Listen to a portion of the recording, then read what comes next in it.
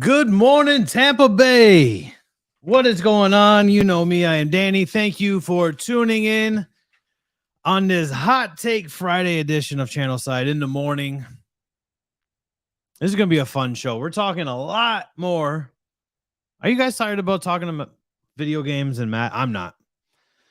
I'm definitely not tired of talking about it. And one thing that I am not tired of talking about is I'm going to give you guys this. The Madden giveaway ends today at 4:59 p.m. That is your last opportunity. Your last opportunity to join in. And if you don't join in, I mean, I'm sorry, but you've got no chance to win. And doesn't matter what your feelings are about Madden. You want to win this. If you're a video gamer, you want to win this. Like, come on, man. We've got to be realistic about this here at the end of the day. We've got a lot to talk about today. Obviously, it's Hot Take Friday. I've got 3 hot takes for you. Of course, they're my hot takes. And we're going to start trying to incorporate you guys as well, not only through the chat here, but just through the Twitter channel in general. We'll have a little graphic coming up, and we just want you guys to share. It doesn't have to be Bucks related. It doesn't, we all watch football at the end of the day. So when you give us hot takes, they don't have to be Bucks related. One of my 3 are Bucks related. I'll give you that much right now. We're not going to jump into the hot takes right away because that's what you're here for. You're here for the hot takes. So we're going to save those to the end because, I mean, come on. That's how you run business, folks. We're, of course, going to talk about Madden. The quarterback ratings will drop today. Where do we think Tom Brady's going to land? We're also going to talk about like the complaints that people have had over the years. Is it time for EA to move on? I know that's kind of a rhetorical question because everybody always says, yeah, it's time for EA. Get out of here. We're done with you. But look, is there actually somebody better that could make an NFL game other than EA? It's been such a long time that it's almost just like EA and the NFL are synonymous at this point. That's kind of, it's kind of like when you say you're going to search for something on the internet, you Google it. It doesn't matter if you use Yahoo, if you use, what's the other one now? DuckDuckGo. It doesn't matter if you use any of those websites. You still say, I'm going to Google it. If you blow your nose, you don't use a tissue. You don't use Puffs. You use a Kleenex. Kleenex is a brand. So Madden and EA kind of go hand in hand, whether we like it or not. So let's talk about it. Hop in the comments, hop in the chat, and let's just chat about all things Madden, good, bad, and different. I'll throw up some of your comments on the screen here, and we'll just chop it up this morning because we're going to have a hell of a lot of fun on this Hot Take Friday edition of Channelside in the morning, live on the Channelside Sports Network. I see you guys, a lot of you rolling in through Twitter. I appreciate it. If this is your first time tuning in, hopefully we can keep you for the duration and you enjoy what you hear and what you see. We're also going to talk a lot about, and this is where we're going to start though. We're going to talk about this, and I feel like I started this, and I apologize, but I also don't apologize. There's almost like a civil war when it comes to Orlando Magic fans currently, and I feel like I started this. So I did a quick little jersey swap. Actually, it wasn't quick, but I did a jersey swap. I threw Donovan Mitchell in an Orlando Magic jersey because I want Donovan Mitchell in an Orlando Magic jersey. And for the most part, Evan and I talked about this yesterday. It's been very respectful. The debates between fans have been respectful.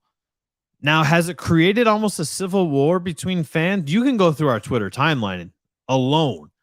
You don't even check the quote tweets and go through those timelines. Just check our Twitter timeline and you can tell. You can see, like, it is insane how many fans are just kind of going at it and going after each other. I want Donovan Mitchell. If you don't want Donovan Mitchell, that's fine. That is absolutely fine. But do not create a fake narrative and a fake reality of what Donovan Mitchell is. If you want to keep the young core together in Orlando, That's fine. Say that. Don't say, I want to keep the young core together because Donovan Mitchell is a one-way ticket to mediocrity. How? He averages 25 points a game. Well, he's a ball hog. Is he really a ball hog, or is that just what you found on Twitter? Because if you want to deep dive into Donovan Mitchell, he is the third most. He has the third most assists for any shooting guard in the NBA. If you're a ball hog, are you going to finish in the top 3 in assists? I don't think so.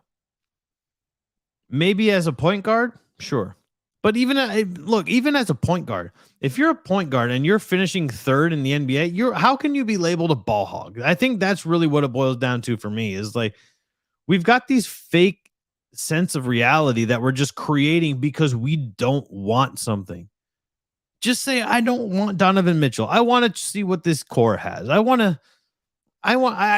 think even if you think Jonathan Isaac is going to be like some sort of savior for this team, then say that. But don't say, well, Donovan Mitchell's 6'2". We don't want him. The hell does that have to do with anything? He's been 6'2" his entire career. He's averaged 25 points a game last season, 25.9. He averaged the 3rd most assists per game. What does his height have to do with it? Like, come on, guys. We have to be better. We have to do better than that. Say, I don't want Donovan Mitchell. The cost is too high. Boom, done. Respect that. End of story. My question to you, to everybody that says we want to roll with the young core, and I'm not saying this is a wrong mentality to have, but to everybody that says we need to roll with this young core and see what we have, my question to every person who said that is, can this young core win? Most people have responded back and said, no. So then my question is, you say you want to roll with the young core. You say you want Markelle Fultz and Wendell Carter. Jonathan Isaac again.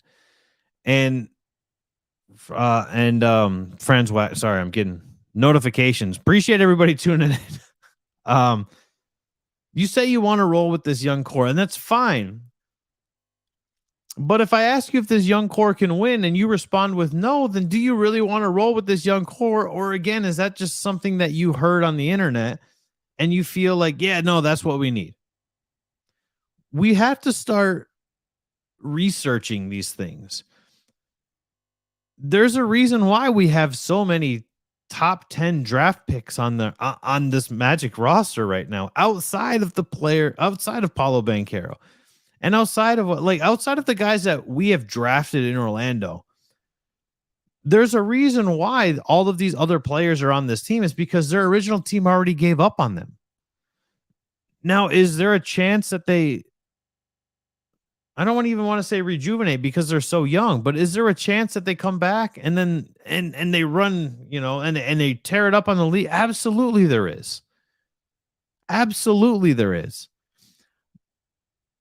But if you have the chance to get a superstar in Donovan Mitchell, if you take away all of these weird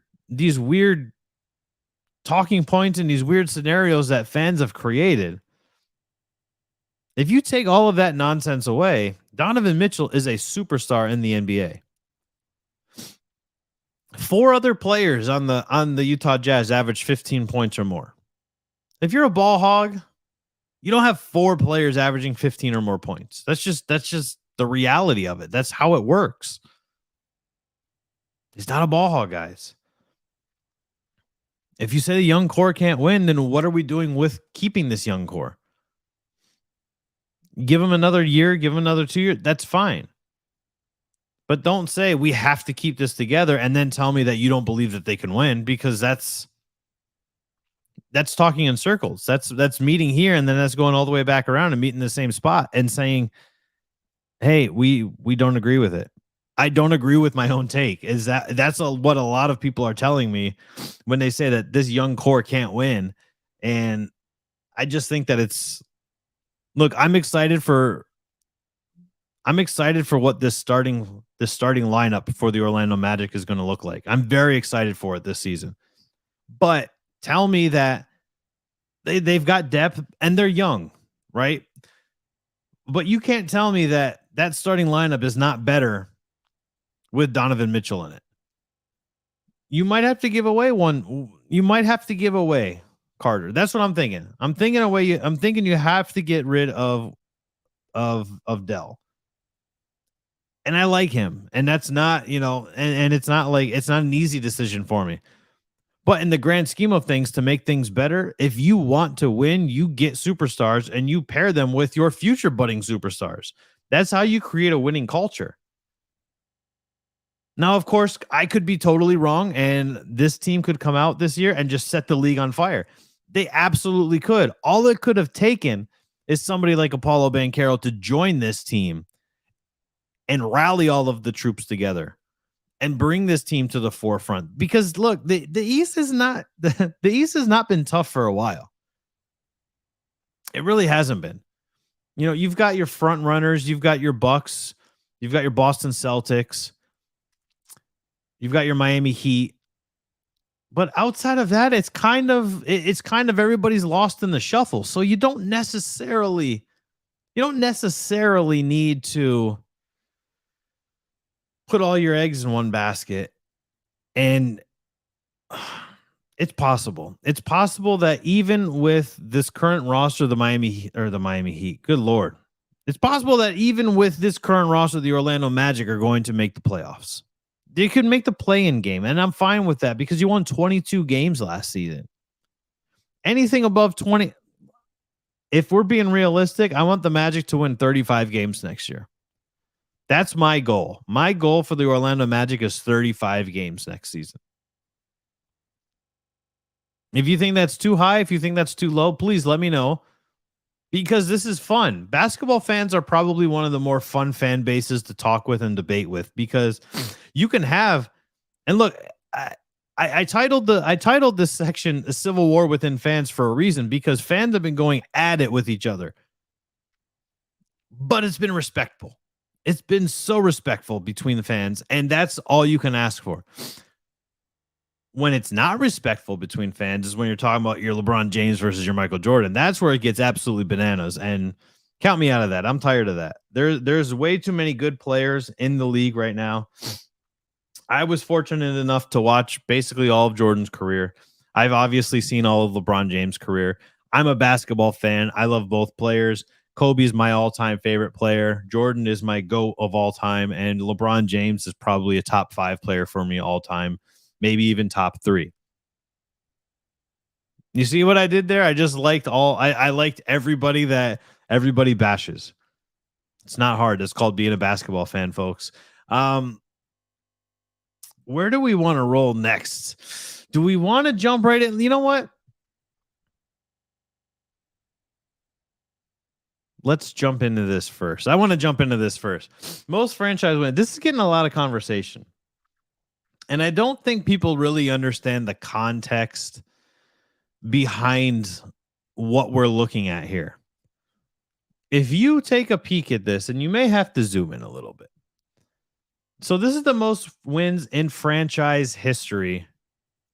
And here's the thing. You see the Chicago Bears are at 783, most wins in NFL history, but they've also been around since 1920. The Packers are at number 2 with 782. Like, you see all of these. And then we go all the way down to 28 to our Tampa Bay Buccaneers. But here's the thing is the Buccaneers, look at the year they came into the league, guys. There's a reason why the Buccaneers are so low, and it's not because the Buccaneers sucked for such a long time. This is a thing that a lot of fans, I think, really need to stop saying. Is longtime fans. If you've been a fan for a long time, if you've been around since the beginning, you understand the struggle. If you've been around since the beginning, the Buccaneers, they haven't been around that long. This is like, they haven't even been around for 50 years. And we're talking about other teams that have been around for 100 years. The Packers were 100 years last season. The Bears were 100 years 2 seasons ago. The Lions are coming up on 100 seasons. All of these teams have hit 100 seasons. Not all of them, but there's a handful of teams that have been around here for over 100 years. And I don't understand this narrative that fans have of, oh, well, if you've been around since the beginning, what does that mean if I've been around since the beginning? First of all, when the Buccaneers came into the league in 1976, I was negative 10 years old. What does that mean? What does since you have to be around since the beginning? What exactly does that mean? And is that supposed to be some like push forward to the next level of fandom? Oh, I've been here since 76.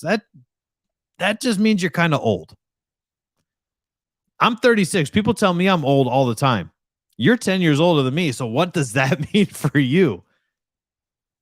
But to tell you, like, it's such a weird comment for fans to make.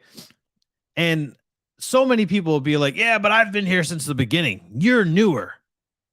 What does that mean? Does that mean like how many fans did we get when Tom Brady came to Tampa?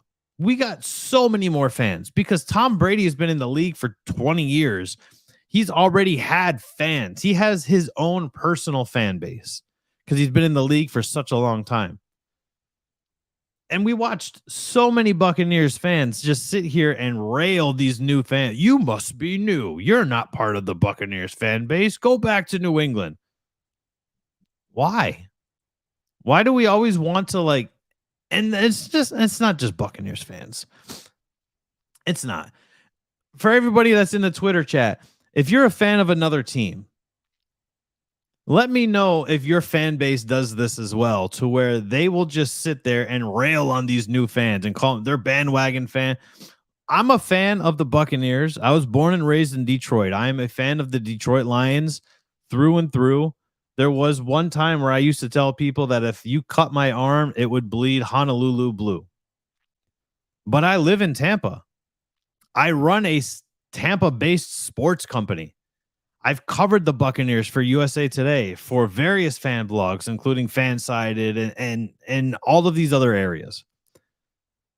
I am a fan of the Tampa Bay Buccaneers as well. Don't tell me that you're a better fan than me because you're older than me. Because at the end of the day, a lot of these fans, especially the newer fans, a lot of these newer fans want to be part of a fan base so bad that they will spend hours upon hours just researching stats, researching information, and trying to get as knowledgeable about this team or whatever team as possible. Now, of course, you do get those other fans that are like, oh, well, I don't really care. I'm just going to read stuff on Twitter and I'm just going to, retweet stuff. And that, you know what, that we've got websites that cover the Buccaneers that do that. Shout out to you, Jay. There are plenty of places that do this, but I don't like, it's just weird to me. It is a weird dynamic to like bash other fans when they're coming in. I see this a lot with tennis. Oh, these fans are too rowdy. They don't know how to act. They're from the NFL. They're from baseball where you're supposed to cheer. We don't cheer. Like, get off your high horse already and just like welcome these fans in. Every fan base should be very welcoming of other fans. I don't care if I don't care if you did not wear a paper bag on your head. I don't care about that. I care about the product on the field, and I care about the conversation I can have with people outside of the game.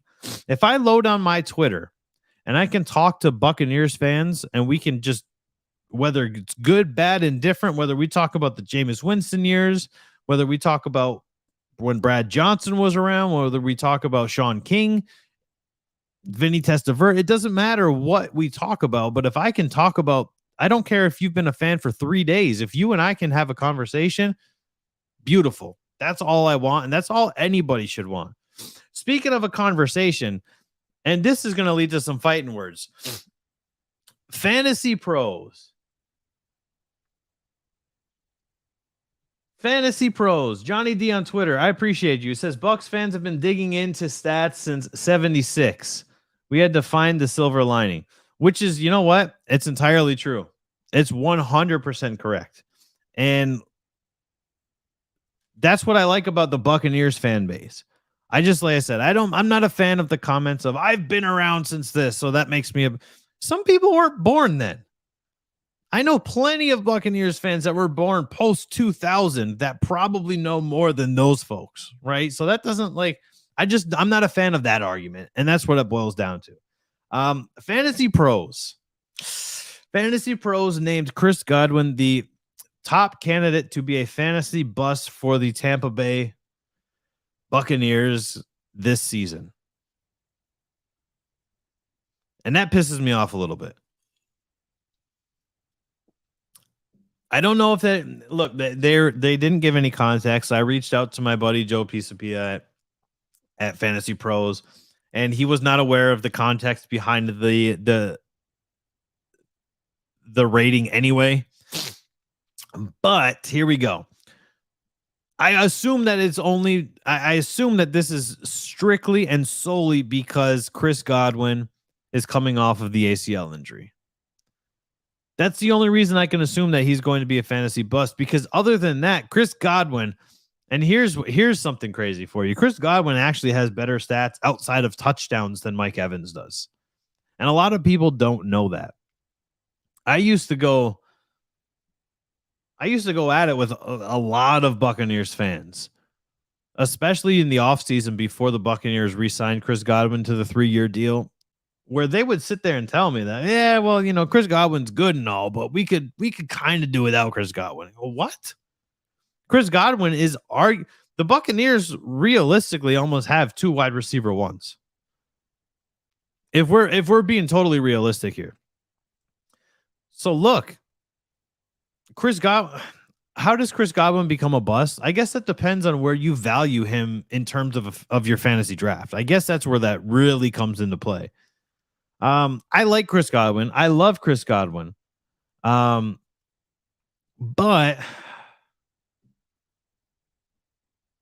I wouldn't draft Chris Godwin in the first couple of rounds.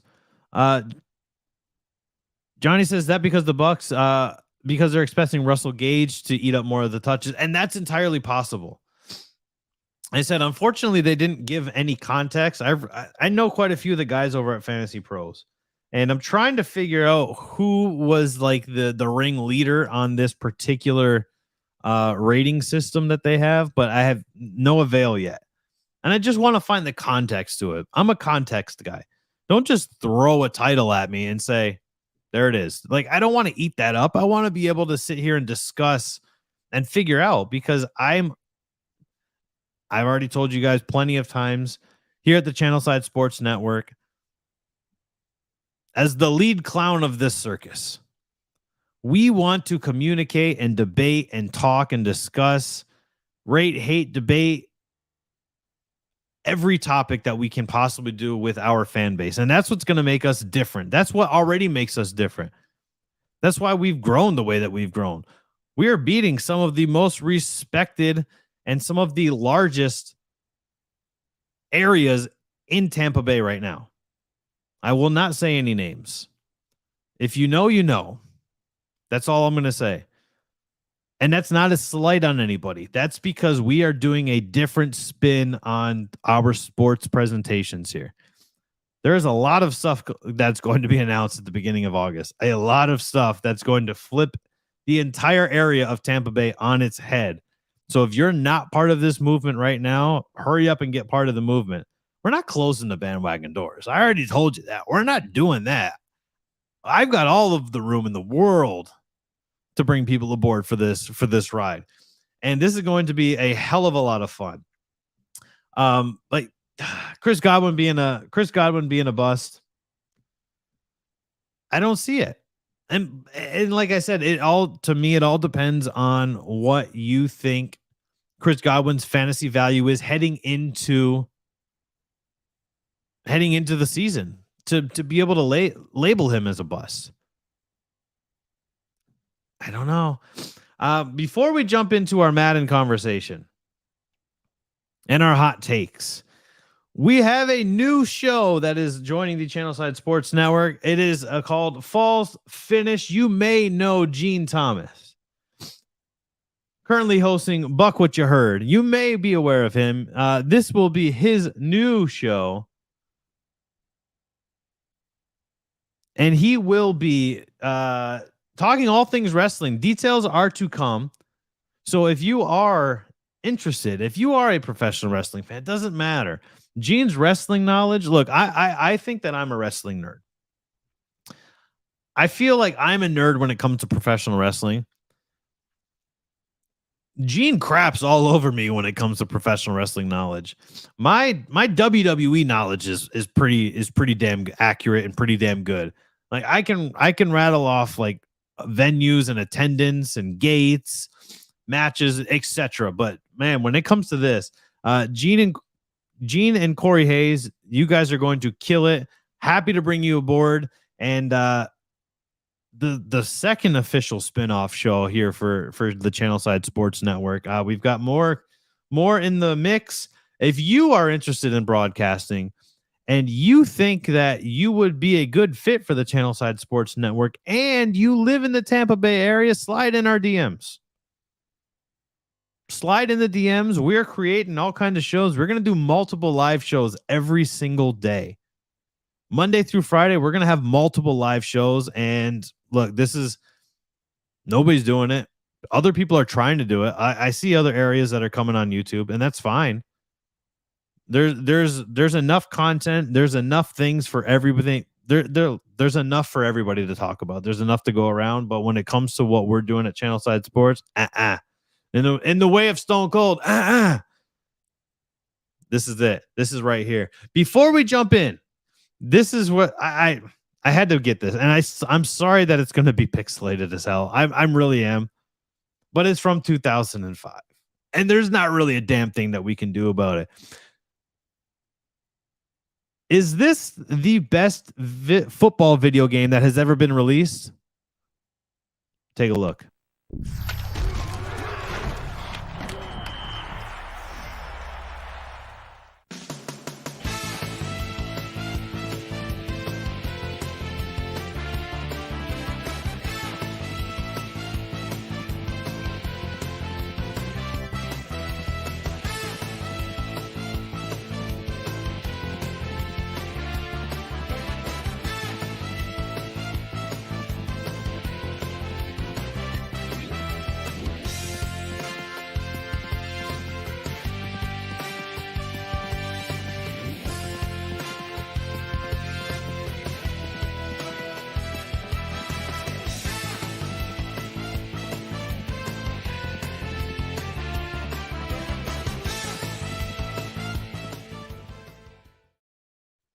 So we want to know, is ESPN 2K NFL 2K5 the best football game that has ever been released? A lot of people, including myself, say yes. I'll even go as far as saying NBA 2K5 was probably the best basketball game released.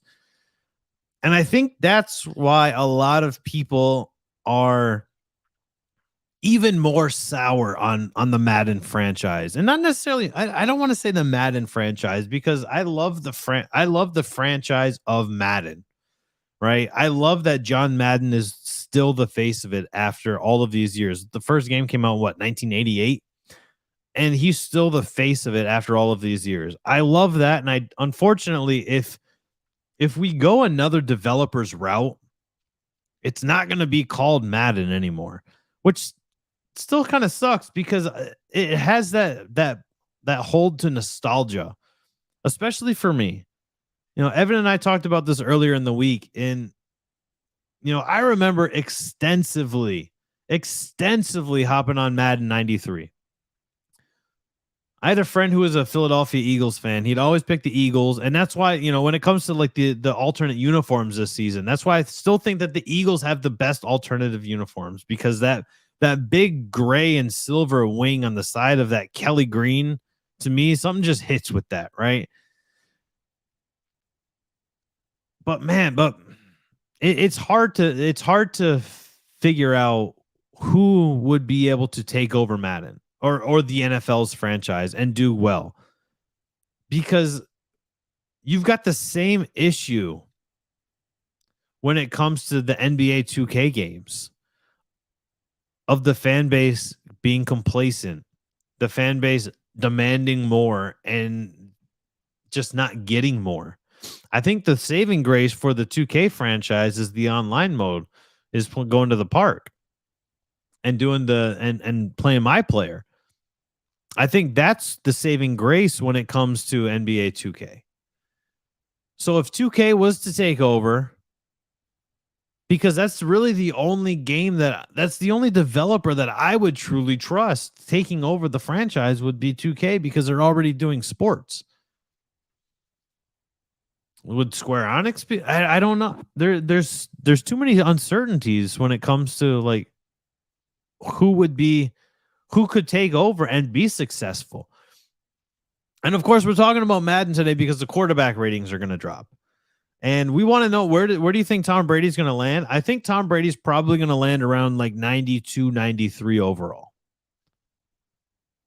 I think, actually, you know what? Vita Vea is a 93 overall, and he's currently the highest Buccaneer, just above Mike Evans at 92. I'm going to say Tom Brady's going to be a 94, so he is the number one rated Tampa Bay Buccaneer heading into the Madden 23 release. I just don't see a way that anything, because Madden is still national media, and I just don't see any way that the national media doesn't put Tom Brady at the top of that Tampa Bay Buccaneers mountain. Good, bad, or indifferent, I just don't see any way that Tom Brady is like the second best player on the Buccaneers, because heads would roll. They really would. I really think I just got this question that popped through. I really think that Josh Allen is going to be the number one overall quarterback. I think Josh Allen's going to finish at like a 96, 97, 96-ish, and then Patrick Mahomes will be number 2 right behind him. I think if we're going to roll around our top 5, I would say it's probably going to be Josh Allen, Patrick Mahomes, Tom Brady, Justin Herbert, and Aaron Rodgers, I think, are going to round out our top 5 when it comes to the Madden quarterback ratings today. We'll find out in just a couple of hours. Where do you think Tom Brady is going to land? Do you think Tom Brady is going to end up being the number 1 overall Buccaneer in Madden, which would put him at 94? He can't be any worse than a 94 and be number 1. I guess he could tie with Vita Vea at 93, but like I said, I don't see the national media going, yeah, Vita Vea is just as good as Tom Brady at his position. I don't believe that. Do we believe that? I think Vita Vea is fantastic. Johnny says 6th overall for Brady, assuming they undervalue him again, which it's possible that he could miss the top 5. It'll be interesting to see where players like Russell Wilson land, right? Because Russell Wilson had a down year, but now Russell Wilson's got all of the tools at his disposal this season in Denver. He's got 2 good running backs. He's got 2 good receivers. He's got a good offensive line. All of these things that he did not have in Seattle the last season. Yeah, he had DK Metcalf, but for some reason they couldn't get on the same page. A lot of people wanted to make the jokes about DK sliding in Sierra's DMs on Instagram. We don't. Obviously, that's just a fun narrative to talk about as to why Russell Wilson was not looking his way. But where do we think Tom? I think Johnny's got a good. I think 6th overall, 5th or 6th. I feel like I just want him to. I would love for him to finish 92 overall, which I know is undermining Tom Brady, but I would love to go into the season knowing that Vita Vea has the highest rating for a Bucs player. And yeah, people piss and moan about Madden ratings. Why are we spending so much time on Madden ratings? Madden ratings are basically just like fantasy projections. That's really what they are. And we love talking about fantasy football. If you're a football fan, 9 times out of 10, you love talking about fantasy football. And Madden is really nothing more than fantasy football. So when we talk about the ratings, it's great. And it's a lot of fun. And yeah, it's awesome to see Vita Vea finally take notice. Hopefully, Mike Evans being a 92, I think, is a little low, especially given what he's done in his career thus far. Um, but I'm okay with Mike Evans being a 92. He finished in the top 10, um, and he still gets undermined a little bit by the national media. I mean, he still has no All Pros, and he's without a shadow of a doubt, he's a first ballot Hall of Famer. There's no question in my mind that Mike Evans is a first ballot Hall of Famer. All Pros or not. And we talked about this last week. When I look at Mike Evans and I see that he's got like a 37% chance of making the NFL Hall of Fame, the Pro Football Hall of Fame, I find that ridiculous. But then you start saying, okay, well, do All Pros and Pro Bowls actually really truly mean that much? Because I think Pro Bowls, throw those out the window. Throw that argument completely out the window because we don't care about Pro Bowls. That is very true. If the Madden ratings were perfect, they wouldn't be fun to discuss. It's true. And that's the best part is the discussion. That's the best part about sports, video games, and any of the culture that wants to be part of the discussion, because you got a lot of people on the other side that just want to be right. They're always right. I'm right. Doesn't matter what you say. Bring your facts. Doesn't matter. My opinion is a fact. Got it. We'll move on and we'll talk about other stuff to other people. But yeah, the Madden ratings are essentially like pro football focus ratings, really. I mean, they're going out there, they're grading players, they're grading what they see in OTAs, they're grading what they saw last year. And it's no different, except now it's going into a video game, and it's going into a video game that a lot of people are kind of over. So has EA run its course with Madden? I guess the answer is yes, but it's yes with an asterisk, because it's yes, but where does it go after? Who does it go to after? Because like I said, 2K's got the same issues with the NBA franchise. If the NFL license expires, and I think the NFL license is still going for quite a few years with EA, but if the NFL decided to take its talents to 2K Interactive, who's to say that it's not going to be exactly the same problems? Yeah, maybe the first 1 or 2 NFL games that 2K would create would be good, but then I feel like it's going to fall by the wayside, and it's going to be complacent again, because they know that people are just going to buy it. And that's the issue that we do have with Madden, is that people are just going to buy it regardless. And I get it. For the longest time, I was one of those people. And then other things just became more important, and I just realized, like, I don't really play video games as much as I would like to anymore. And I like to play a lot more with friends. And a lot of my friends play they play Call of Duty, they'll play Fortnite. Like, so I always end up finding my way back over to those kind of games, just because I like to be interactive with my friends. My best friend doesn't even live, we don't even live near each other anymore. So we always try to sync up and get the same games. One thing that I could say about EA is that you see the Madden football logo that's on the little headlining banner here. That's the Nintendo 3DS logo. Why is that not the regular logo? Why is that not the regular logo for the game? Look, I like the clean look. I'm totally okay with the clean look. But man, like, that to me, that logo screams football to me. When you've got the metal, like ESPN has ingrained like sparks and metal and all of these things, because that's what they did with Monday Night Football for the longest time, and Monday Night Countdown. Now they've got like that weird green. It's not weird, I guess. It's kind of cool, but they've got like that green, almost like Nickelodeon slime look to it. But yeah, Madden, you gotta like, what changes would they need to make for you to be okay with this franchise again?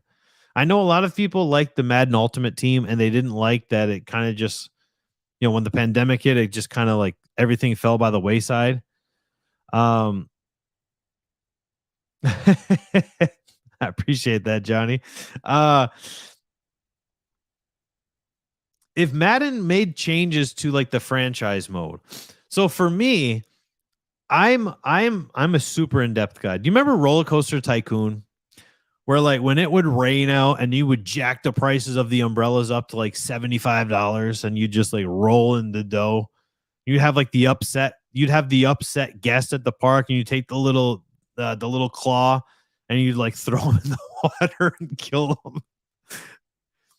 That's how in depth I like to go with, like, when you could say, hey, I want this price for a soda, I want this price for a hot dog, I want these prices for these tickets. Like, that to me is the ultimate when it comes to franchise mode. I want to take over the entire aspect of this team. And not be, I'm not trying to move franchises and build stadiums and that kind of stuff. I'm trying to take over, and I'll be totally honest, I usually take over trash teams. So yeah, I usually take over the Lions because the Lions are a very poorly run were. Uh, I'll say they were, because the verdict is out on Sheila Ford and Brad Holmes and that group. But I'm the guy that likes to take over the franchise and make every single tweak that I can possibly do to turn that franchise around. I will play on all Madden mode. I will play with trash quarterbacks like Jared Goff or Dan Orlovsky back in the day.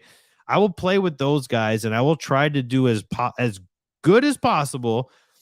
If shit hits the fan, guess what? I'm building through the draft. I'm trying to make trades. I'm trying to get draft capital. And those are the things that I look for when it comes to a franchise mode in Madden. That's what I want. So if you were to make changes, and we appreciate more and more Twitter followers are coming in here. We appreciate this. So if this is the first time you've tuned in to Channelside in the Morning, welcome. I hope you're enjoying the show. I hope you're having fun. Hop in the comments, jump in the chat. I'm chopping it up here with Johnny over here. And look, this is what we do, man. We have fun. We talk sports, and look, realistically, Johnny, also at the end of the day, we're not competition. Nobody's competition here. We're all having fun. We're all trying to make a living. We're all trying to earn a buck and have some fun, right? And like I said, there's enough for everybody to go around when it comes to sports talk. There's no such thing as people will sit here and they'll tell you, and this will be our little transition over here to our hot take Friday. But people will tell you, oh, if you have a hot take, you don't watch sports. How many times do you see that? You don't watch Blink. You don't know anything about this sport. Why? Hot takes are fun.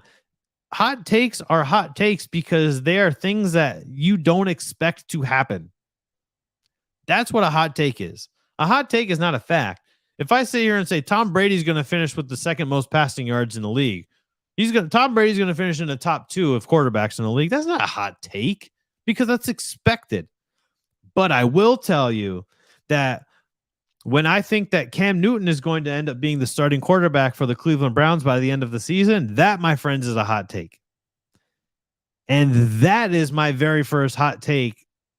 I'm going to go in order from three down, 3, 2, 1. I think Cam Newton is going to be the starting quarterback for the Cleveland Browns by the end of the season. Deshaun Watson, it's looking more and more like he's gone for the entire year. Jacoby Brissett he's not the guy. We already know that. We've seen enough of Jacoby Brissett in New England, in Indianapolis, in Miami, and we don't need to see more of Jacoby Brissett in Cleveland to know that he's just not the guy. Is he a serviceable backup quarterback? Yeah, he is. But he's not the guy when it comes to starting quarterbacks. They just signed Josh Rosen. Everybody and their mother knows that Josh Rosen is not the guy. We all know Josh Rosen is not the guy that's going to lead this team. Josh Rosen, you've had an ample opportunity to make some sort of a name for yourself in this league, whether it was with Arizona, Miami, Atlanta, now Cleveland. Like your time is up, buddy. Josh Rosen, it's over. You're not going to be the guy. With Deshaun Watson being gone likely for the entire season, Baker Mayfield is out of there. Even if Baker Mayfield didn't get traded, I don't think that he would have played anyway. I think that they both have just kind of run their course. Cam Newton, you can't tell me that Cam Newton is not a better starting quarterback than Jacoby Brissett or Josh Rosen. You simply cannot tell me that. Has Cam Newton run his course in his career? Likely, yes. But even Cam Newton at 75% has a better chance of giving you a better chance of winning games than Jacoby Brissett does. That's Cam Newton's got a broken down. He's got a beaten up body. But here's the thing with Cam Newton as well, is his offensive play style didn't fit what New England wanted. Bill Belichick and the New England Patriots wanted Cam Newton to not be Cam Newton. They wanted him to be a pocket passing quarterback. He's not a pocket passer. Also, Cam Newton, you got to remember, Cam Newton played for New England when a lot of their guys opted out that season as well. So I think that's an unfair viewpoint when you say Cam Newton is done, he's over with. I feel like that's unfair if you're basing it off of his run in New England, because they were missing too many players for me to say anybody had a good season or a bad season in New England that year. He lost his job to Sam Darnold last year. I think that was just a semantics thing. I really do. I think that Carolina brought in Cam Newton to try and sell some more tickets. Christian McCaffrey was out. They didn't really have anything going on offense. People weren't highly invested in the Carolina Panthers. So why not bring home the hometown hero, the fan favorite? Why not bring Cam Newton back? See what he's got. But here's the problem. Cam Newton, once again, had nobody around him. The offensive line was atrocious. The Browns about to hand someone a very high draft. Yeah. But the offensive line was atrocious. Christian McCaffrey was out. Robbie Anderson couldn't catch a cold during COVID. That sounds really bad, but it's true. I showed that stat yesterday. Robbie Anderson caught 34% of his on-target passes through I think it was week 10 of the season last year. Robbie Anderson was trash last season. DJ Moore couldn't really get it going. And there was not enough firepower to ask a beaten up Cam Newton to do much of anything, especially when you had a terrible offensive line in front of him. You take him to Cleveland, here we go. Sign me up. Cam Newton in Cleveland behind that offensive line with Amari Cooper and Donovan Peoples-Jones and Nick Chubb and Kareem Hunt and David Njoku. Sign me up. That's putting him in a winning situation. I think that Jacoby Brissett could thrive in Cleveland just because there's so many good pieces around him. But I also think that Baker Mayfield is a better quarterback than Jacoby Brissett is as well. And Baker Mayfield he fell by the wayside a lot. A lot of it, I think, had to do with the Cleveland media. I think that's where a lot of the problem came from, was the Cleveland media for Baker Mayfield and his inability to just stop chirping back. Nonetheless, I think Cam Newton will be the starting quarterback for the Cleveland Browns by the end of the season. Which brings me down to number 2. Of course, I'm going in descending order from 3 to 1. Number 2, Jalen Waddle and Tyreek Hill will both clip 1,000 yards receiving this season. And Tua will finish in the top 12 of passing yards. I know you don't watch football. Tua's a terrible quarterback. Tua's the most accurate quarterback in the NFL under 15-yard passes. We also saw a Tua Tagovailoa who had a head coach that was essentially trying to sabotage him because he wanted Deshaun Watson in Miami. We know that to be fact at this point now. We know that to be fact. Yes, Cam Newton does want to face those AFC North defenses. Yeah, they would definitely they would probably they would give him a tough time, but I think that the Cleveland Browns offense is good enough around him. And I think that would be smart for Cleveland to sign him because he gives them a better chance of winning. But Tua is definitely Tua is underrated. I have never seen a franchise, a fan base more against a quarterback as quickly as the Miami Dolphins were against Tua. I moved to Tampa in January. I lived in South Florida prior to that. And I remember when Tank for Tua was a thing. And everybody wanted Tua. We got to get Tua. He's our guy. He's our guy. Hip injury happens. Tua's still your guy. They still drafted Tua. They still wanted Tua. Tua was supposed to go number 1 overall. And that's why we were tanking for Tua. Right? That's why Miami was tanking for Tua. Tua comes in, has Brian Flores. His number 1 wide receiver his rookie year was Devontae Parker, who can't stay on the field. That's your number 1 wide receiver. And then you bring in Will Fuller. And Will Fuller plays like 7 snaps all season. So now you've got Devontae Parker, who can't stay on the field. You've got Will Fuller, who can't even see the field. You've got no running game at all. Miles Gaskin as your lead back. Like, come on, man. You bring in Jalen Waddle. Jalen Waddle damn near breaks Anquan Bolden's rookie record for receptions and yards. Somebody had to get Jalen Waddle the ball. Who was that? Who was the guy that got Jalen Waddle the ball there? Oh, yeah, it was Tua. And he did that with Brian Flores only wanting him to throw checkdowns. You got to remember, Johnny just hit the nail on the head in the chat. Mike McDaniel is the head coach now. Mike McDaniel is an offensive genius. Mike McDaniel is the reason why Kyle Shanahan gets all the accolades as an offensive-minded head coach. Because Mike McDaniel designed all of those plays in San Francisco that made Jimmy Garoppolo look like a serviceable quarterback with the team around him. That made Deebo Samuel the absolute superstar stud wide receiver running back combination that he was last season. It wasn't Kyle Shanahan making those plays. It was Mike McDaniel designing those plays. Mike McDaniel has talked about how great Tua's accuracy is and how great his arm looks. Tyreek Hill comes to Miami and says that Tua is more accurate than Patrick Mahomes. Now, I know somebody's sitting there going, well, what is he supposed to say? If he didn't believe it, he just wouldn't even have commented on it.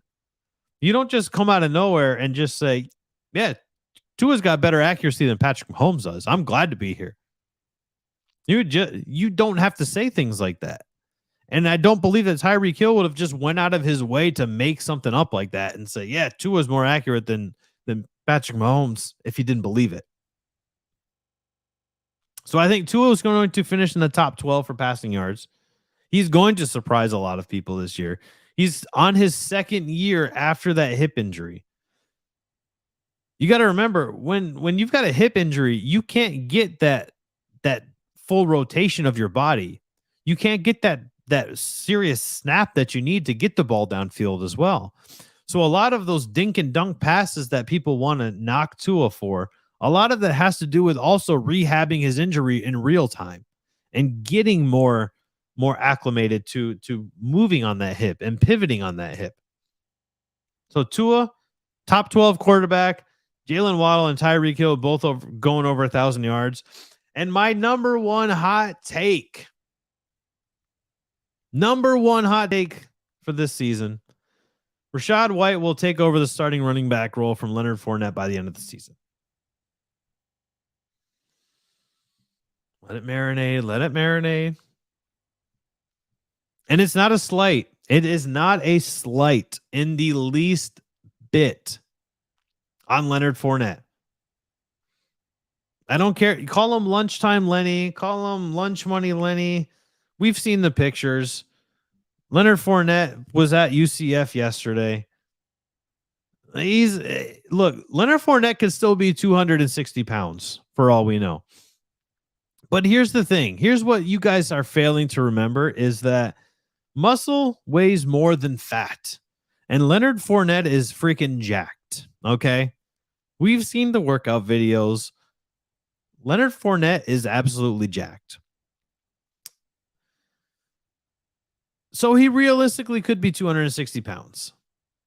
260 pounds doesn't mean you're fat. He's a thick guy anyway. Add that muscle on top of it, and there we go. But I think Rachaad White has more of an offensive value than Leonard Fournette does coming out of the backfield because of his explosiveness to catch passes. I'm trying to figure. I know I try to draw parallels a lot between Rachaad White and James White in terms of how Tom Brady would utilize Rachaad White. I would almost go as far as saying Rachaad White, I would draw parallels almost to LaDainian Tomlinson. If you watch more game film, and just go to YouTube. Just go to YouTube and search Rachaad White highlights. If you watch this guy's elusiveness and his ability to cut and his ability to catch passes and make defenders miss out of the backfield, it's very LT-esque in my eyes. And this is why this is my hot take. But Rachaad White will take over. I really think that he just provides more of an offensive spark. Leonard Fournette is a fantastic running back. Do not get me wrong. And I think that once we're looking at it, and Leonard Fournette, yeah, he did sign a 3-year contract. And he may keep that starting role for the duration of the 3 years. It's possible. But I still think Rachaad White provides more of that offensive spark. He's more explosive. Leonard Fournette's top speed isn't as fast as Rachaad White. His trucking ability. Yeah, we've seen Leonard Fournette just decimate tacklers. We've seen that all the way dating back to the LSU days, where Leonard Fournette will just blow, not past somebody, but he'll just blow through somebody and blow them up. But I think that this is going to be a faster team. And I think that's where Rachaad White is going to thrive. And I think that's where fans are going to take notice to him. I think that this is where we want to be heading towards the future, especially with the uncertainty at quarterback beyond this season. Maybe Tom Brady comes back. I know we got 35 mil dead cap hit.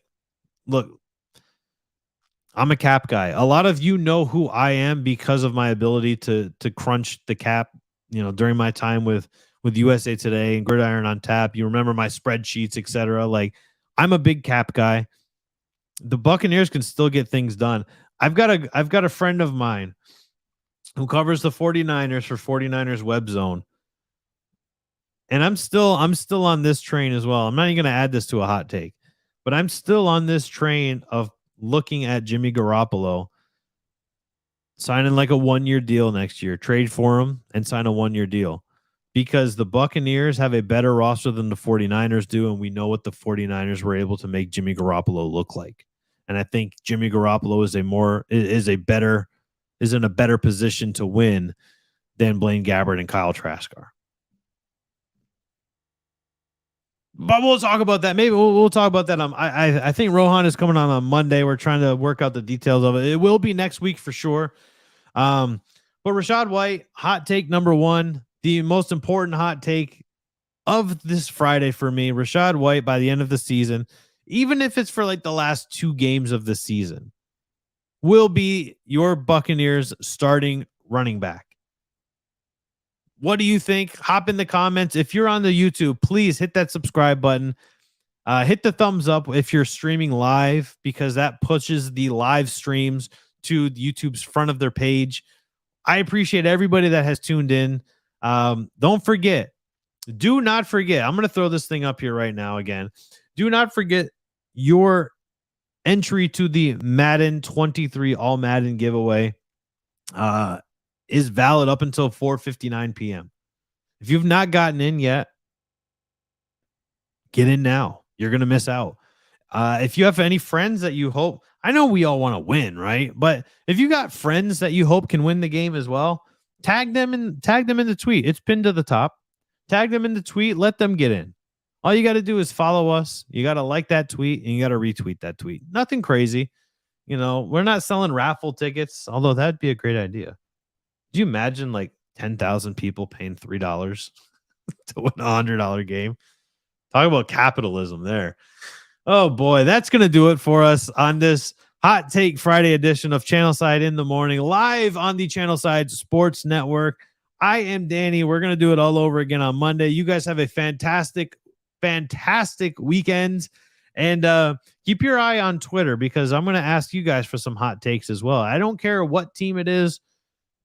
I just want to hear your hot takes. This is what we do. Channelside in the Morning. I will see you on